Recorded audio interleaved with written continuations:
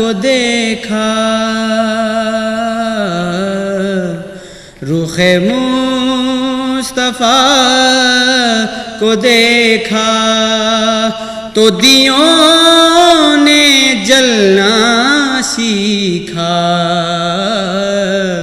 رخ مصطفیٰ کو دیکھا تو دیوں نے جلنا سیکھا رخ مصطفیٰ کو دیکھا رخ مصطفیٰ کو دیکھا تو دیوں نے جلنا سیکھا یہ کرم ہے مصطفیٰ کا شب غم نے ڈھلنا سیکھا یہ کرم ہے مصطفیٰ کا شب غم نے ڈھلنا سیکھا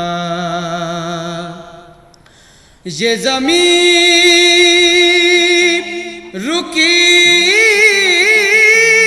ہوئی تھی یہ زمین رکی ہوئی تھی یہ فلک تھما ہوا تھا یہ زمین رکی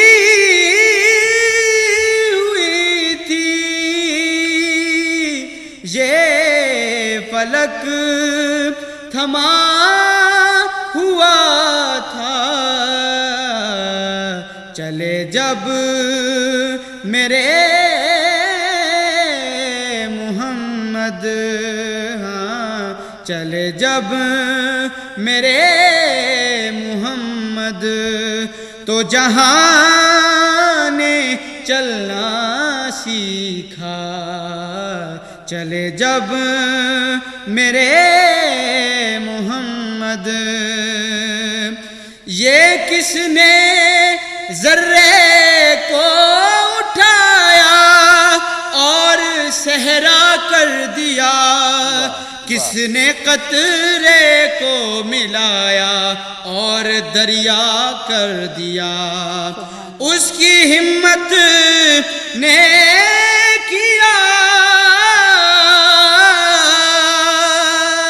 یتیموں کو در یتیم اور غلاموں کو زمانے بھر کا مولا کر دیا چلے جب میرے محمد تو جہاں نے چلنا سیکھا اور بڑا خوش نصیب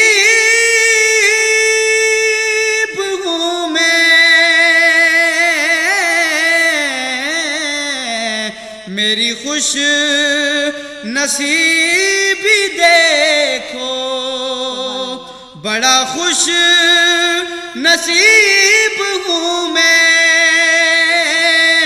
میری خوش نصیبی دیکھو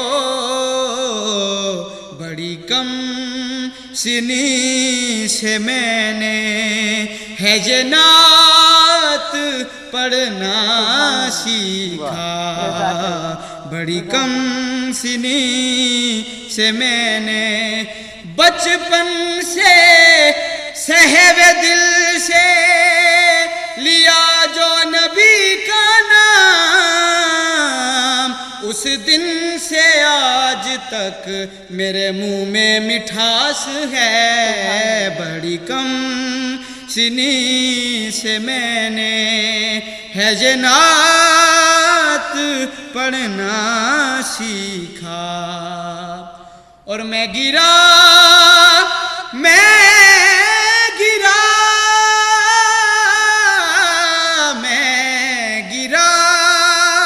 نہیں جو اب تک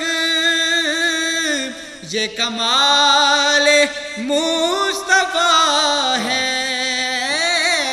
میں گرا نہیں جو اب تک،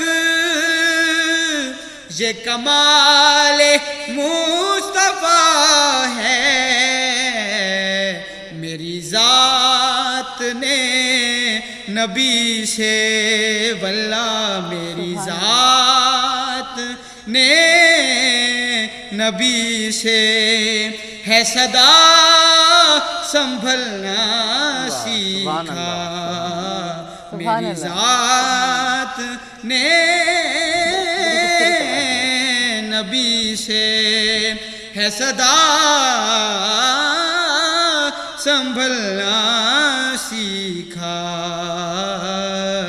یہ کرم ہے مصطفیٰ کا، شب غم نے ڈھلنا سیکھا۔ جزاک اللہ، سبحان اللہ، اللہ کی ذات نے بہت ہی خوبصورت آواز اور انداز سے نوازا ہے آپ کو، اللہ آپ کی توفیقات میں اضافہ کرے۔ خواتین و حضرات، آپ ہماری خصوصی ٹرانسمیشن مرحبا رمضان دیکھ رہے ہیں، اور آپ لوگوں سے ہم یہی کہنا چاہیں گے کہ اگر کچھ کہنا ہے، آپ نے کوئی سوال پوچھنا ہے، تو ہمارے نمبرز اس وقت اسکرین پر دیکھ رہے ہیں، آپ ضرور کال کیجئے اور اس پروگرام کا، اس خصوصی ٹرانسمیشن کا حصہ بن جائیے۔ میرا مولانا صاحب آپ سے ایک بہت اہم سوال ہے۔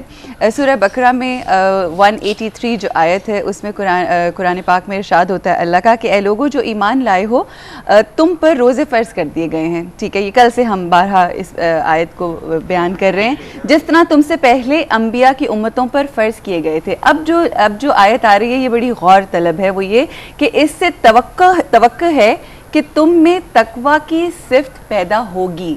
اگر ہم عربک سے ظاہر ہے اگر ہماری واقفیت ہو تھوڑی سی، تو لعلکم تتقون کے معنی تو یہ ہیں کہ ہوپ فلی، شاید ایسا ہو کہ تم میں تقوی تم اختیار کر لو۔ اللہ کنفرم نہیں کر رہا یہاں پہ، لیکن اگر اللہ کی ذات یہ کہتا کہ لی تتقون، تو اس کے معنی ہوتے ہیں کہ اگر اللہ فرماتے کہ تم کو چاہیے کہ تقوی اختیار کرو، جو کہ بارہا اللہ نے فرمایا قرآن حکیم میں، تو یہ جو ہوپ بیان کی گئی ہے اور یہ جو ایکسپلین کیا گیا ہے کہ شاید تم تقوی اختیار کر سکو، یہ بڑا ایک خوبصورت پوائنٹ ہے جو میں چاہوں گی جس پہ آپ روشنی ڈالیے۔ دیکھیے، اس میں یہی خوبصورتی ہے کہ خداوند متعال نے فرض روزہ کو ذکر کرنے کے بعد نتیجہ جو روزے کا بیان کیا، فرمایا مقصد کیا ہے روزے کا تمہارے اس رمضان میں، اور اس بھوک اور پیاس اور امساک کا جو تم اپنے آپ کو روک رہے ہو، اس بھوک اور پیاس سے اللہ نے کہا مجھے کوئی فائدہ نہیں ہے۔ یعنی اس طرح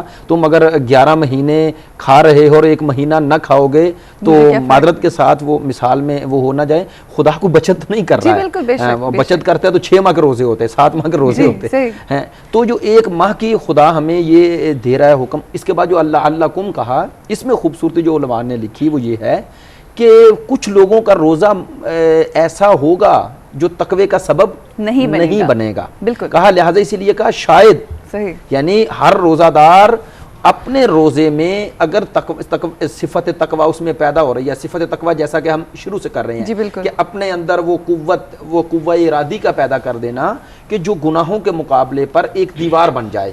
بڑی میں وہ اس کی خوبصورت سی ایک مثال کے ذریعے اگر سمجھاؤں کہ کچھ لوگ ہیں جو نفسانی خواہشات جو ہیں، ظاہر ہے میں ارادہ رکھتا ہوں تو اللہ نے مجھے صاحب ارادہ بنایا ہے، لیکن میں اس جسم کے اس روح کے ذریعے اس جسم پر حاکم ہوں، یعنی سوار ہوں، یہ ساری چیزیں میری سواری ہیں۔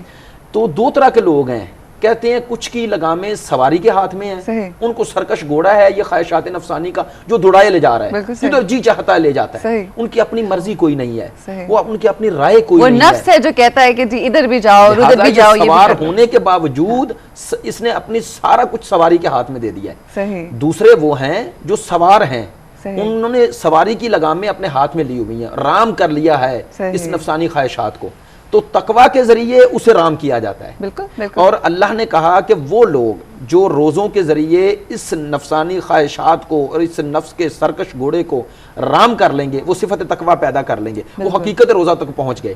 لیکن جنہوں نے صرف بھوک اور پیاس برداشت کی ہے، ایکسرسائز ہو گئی نا، انہوں نے تو ایک رسول اللہ کی حدیث بھی ہے کہ بہت سے، اور حضرت علی علیہ السلام سے بھی وہ نہج البلاغہ میں بھی غالباً یہ موجود ہے کہ کتنے ہی ایسے روزہ دار ہیں جن کو بھوکے رہنے کے علاوہ اور کچھ نہیں ملے گا. ہر جگہ یہ ہے جی، ان کے ہاتھ اور کچھ نہیں آئے گا. اور کتنے ایسے ہیں جو بس رات کو کھڑے رہیں گے اور رات کو جاگنے کے علاوہ حامل القرآن والقرآن یلعنہ، کہ بہت سارے لوگ ہیں جو قرآن اٹھائے ہوئے ہیں لیکن قرآن ان پہ لعنت کر رہا ہے. کیوں؟ چونکہ وہ قرآن کا حق ادا نہیں کر رہے. اسی طرح ہر عبادت کا ایک حق ہے، اس عبادت کے ذریعے ہم پر ایک حق آ گیا ہے. جب ہم نے اس نیت کے ساتھ امساک کر لیا، کھانا پینا چھوڑ دیا کہ اس نے کہا ہے، تو پھر ہر وہ کام کہیں جو اس نے کیا ہے. اس ایک مہینے میں اسی ریاضت نفس کے ساتھ اصل مقصد ہماری روحانی اور اسی قوت کو مضبوط کرنا ہے. خدا نے چاہا ہے کہ ہماری ان مادیات سے نگاہ ہٹا کر ہماری روح کو طاقتور کیا جائے. بھوک اور پیاس کی شدت سے، اگرچہ اس سے وہ قیامت کی بھوک اور پیاس، تم دیکھیں یہاں سے قیامت کی طرف ہماری نگاہ کر دے گی تو ہمارا معاد بھی ہے، ہمارے اس میں توحید بھی ہے. ہم خدا کی وحدانیت پر ایمان رکھتے ہیں، اسی لیے کھانا پینا چھوڑ رہے ہیں. بھوک اور پیاس کی شدت ہمیں لے جائے قیامت کی بھوک اور پیاس کی طرف.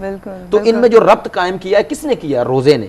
اگر ایسا روزہ بن جائے جو کاملین کا روزہ ہے، جو عارفین کا روزہ ہے، اور صابرین کا روزہ ہے، وہ روزہ اگر بن جائے تو واقعاً. اور پھر وہ مجھے آیت بھی یاد آ رہی ہے ڈاکٹر صاحب اس کی، وَاسْتَعِینُوا بِالصَّبْرِ وَالصَّلَاةِ، تو مفسرین نے لکھا صبر سے مراد روزہ ہے. یعنی مدد لو. مدد لو کیا؟ کس کے لیے مدد لو؟ خدا نے کہا اپنے آپ کو مضبوط کرنے کے لیے مدد لو.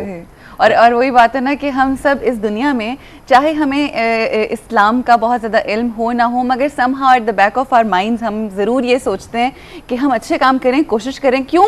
کیونکہ ہمیں جنت ملے گی. یہی ایونچولی گول تو یہی ہوتا ہے نا کہ ہمیں جنت ملے گی. ہم کوئی بھی کام کریں تو کہنے کا مقصد یہ کہ اگر آپ صبر اختیار کر لیتے ہیں تو صبر کا بدلہ اللہ کی ذات جو حضور پاک صلی اللہ علیہ وسلم کے تواسط سے کے ذریعے جو ہم تک پہنچاتے ہیں وہ یہی کہ صبر کا بدلہ جنت ہے. شاید مجھے معلوم نہیں کہ وقت ہے یا نہیں، لیکن صبر، خود صبر میں جو معنی چھپا ہوا ہے، افسوس کے ساتھ ہمارے معاشرے میں جہاں بہت سارے الفاظ تقدس پا جاتے ہیں، ان کو ایک عزت و احترام مل جاتا ہے، ان کے پیچھے جو حقیقی معنی ہوتے ہیں ان کی طرف توجہ نہ ہونے کی وجہ سے ہم ایک خاص مفہوم لے لیتے ہیں. عموماً ہمارے یہاں صبر کا معنی وہ لے لیا گیا کہ آپ پر کوئی مشکل آ گئی، کوئی کچھ کر رہا ہے تو آپ بس خاموشی سے بیٹھ جائیں. کچھ لوگوں نے لے لیا کہ بھائی آپ اپنے فطری احساسات اور جذبات کا بھی اظہار نہ کریں. کچھ لوگوں نے تقوی کا یہ معنی بھی لے لیا، صبر کا یہ معنی لے لیا. حالانکہ صبر کے معنی میں وہ جو چھپی ہوئی حقیقت وہ کہا استقامت. جی بالکل، استقامت. اور وہی استقامت اور تقوی میں دیکھیں ربط ہے. وہ آپ میں استقامت ہے، راستہ نہیں چھوڑنا چاہے کتنی ہی مشکلات آ جائیں. اصل صبر یہ ہے. اور دیکھیے خدا نے ہم نے یہ لے لیا کہ اگر مشکل آ جائے تو راستہ چھوڑ دینا ہے، بالکل. اور بلکہ ظالم کے لیے راستہ کھلا چھوڑ دینا. ہم نے یہ لے لیا کہ ظالم کے لیے اپنے آپ کو کھلا چھوڑ دیں اور ظلم برداشت کرتے رہیں. ہم ظالم بننا کمال سمجھتے ہیں، ظالم ہونا یعنی مظلوم ہونا یہ اللہ کی نظر میں اجر کا سبب ہے، لیکن مظلوم بننا کوئی اجر نہیں ہے. جی بالکل. اگر آپ ایک طاقت، اپنی قوت، اپنی قدرت کو صرف نہیں کرتے ہیں، جیسا کہ اللہ نے کہا ہے کہ میں اس وقت تک کسی قوم کی حالت نہیں بدلتا جب تک خود کوشش نہ کریں. اس کوشش کی راہ میں آئیں گی مشکلات آئیں گی، اور اللہ نے بھی فبشر کہا ہے. ویسے ابھی ریسنٹلی ہم نے بڑی کوشش تو کی کہ ہماری حالت تھوڑی سی بدلی جا سکے، بس دعا ہے کہ ہماری حالت واقعی حقیقی طور پہ بدل سکے. ایک ڈاکٹر صاحب انہوں نے عروج نے ایک بڑا یہ جو خوبصورت نقطہ اس آیت میں نکالا کہ یہ شاید کا لفظ ہے کہ شاید کہ تم پرہیزگار بن جاؤ.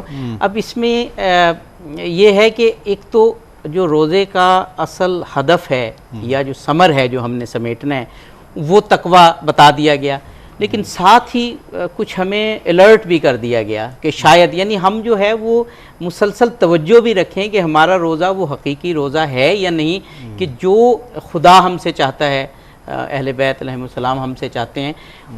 اس میں آپ کیا کہیں گے؟ یعنی یہ تو ایک مسلسل اپنے آپ کو ایکٹیو رکھنے کی بھی بات ہو گئی اس لحاظ سے کہ روزہ بھی رکھا اور تقوی کا حصول بھی ہمارا مقصد ہے، لیکن اپنے آپ کو مسلسل دیکھتے رہیں کہ کیا ہمارے اعمال وہ ہیں کہ یہ روزہ قبول ہوگا اور تقوی حاصل ہوگا. جی بالکل. دراصل یہ جو انہوں نے گفتگو کی ہے لعلکم شاید، پھر انہوں نے وضاحت کی ان کی، بڑی خوبصورت وضاحت کی، نقطہ بڑا اچھا ہے۔